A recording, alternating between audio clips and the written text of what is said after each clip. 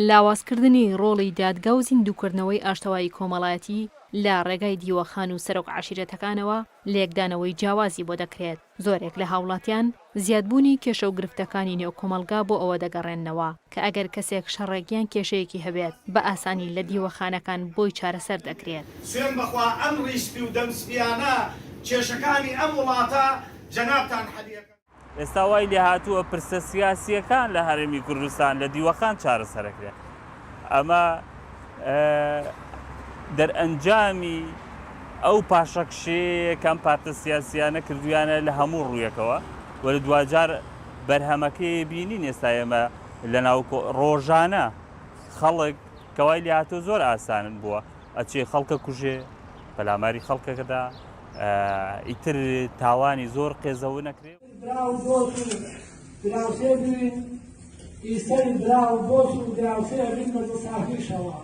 لە ڕابردوویەکی دووردا بۆ چارەسەرکردنی زۆرێک لە کێشەکان پەنا دەبرایە بەر ئەوەی لە ڕێگەی سەرۆک هۆزەوە کێشەکان چارەسەر بکرایە. بەڵام کە یاسا و دادگابوونی خۆیان سەلمان لە جیهاندا دەبوو دادگا سەروەر بێت و دوایین بڕیار و چارەنووس لەبێ یەکلا بێتەوە.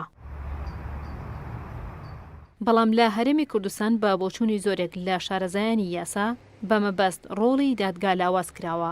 دیسانەوە کێشە گەورەکان لە بری یاسا و دادگا لە دیوەخانەکانەوە یەکلا دەکرێتەوە. هیچ شتێک لەلایەن خزمی ئێمە و کەسی ئێمە و تەرەفی ئێمەوە هیچ ڕوون نادا.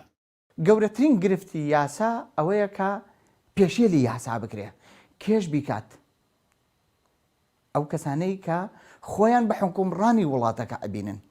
ئەمە چینی خوارەوە نییە، طبقەی خوارەوە نییە کە یاسا پێشێلەکات.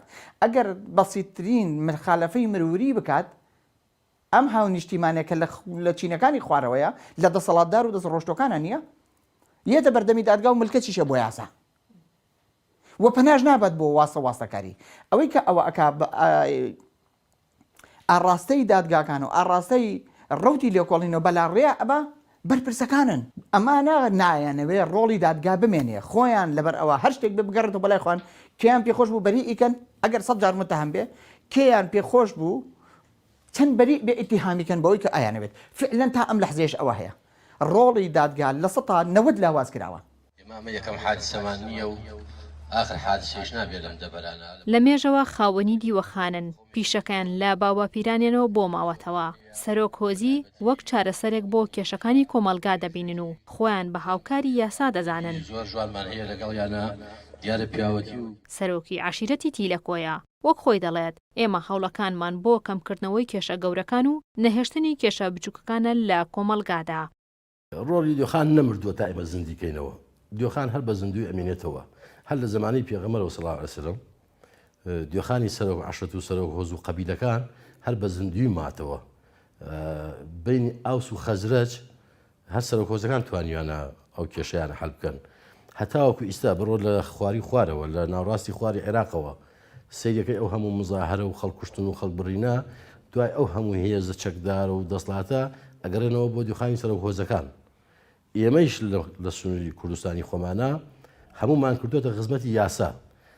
جاروا بووە یاسا زلامێک حکومەدا لەسەر قەتڵێک ئەو کابرا 15 ساڵ سژ نەکرێت دوای 15 ساڵ دەرەچیە بەڵام قەزەکەی هەر بۆ خۆی ماتەوە وەکو عەشایری و کۆمەڵایەتی قەزەکەی ماتەوە لەوانەیە لە دوای 5 ساڵەکە کابرا بە دوای تۆڵی خۆیان بگەڕێ بڵێەوە ئیشی حکومەتە 5 ساڵ حکومی دیدا بەڵام من وەکو کۆمەڵایەتی حەقێکم لەتلاتە ئەبێ لێتی سێنمەوە. ئەو کاتە ئێمە بتوانین لەگەڵ کەسوکاری حکوم دراوە لەگەڵ کەسوکاری حەقدارە دانشین و کێشەکانیان بە یەک بگەین و نزیکیان کردن و کۆتایی بگەین. لە هەرێمی کوردستان چەندین هۆز و تیرەی جیاواز بوونیان هەیە. هەریەکەیان لە ناوچەکەی خۆیان دیوەخانیان هەیە و بەشێکیان خاوەنی چەک و هێزی تایبەتن. زۆر جاریش وەک فەرمانڕەوای ناوچەکەیان مامەڵە دەکەن. هەوراز ئەحمەد شارپرێس سلێمانی.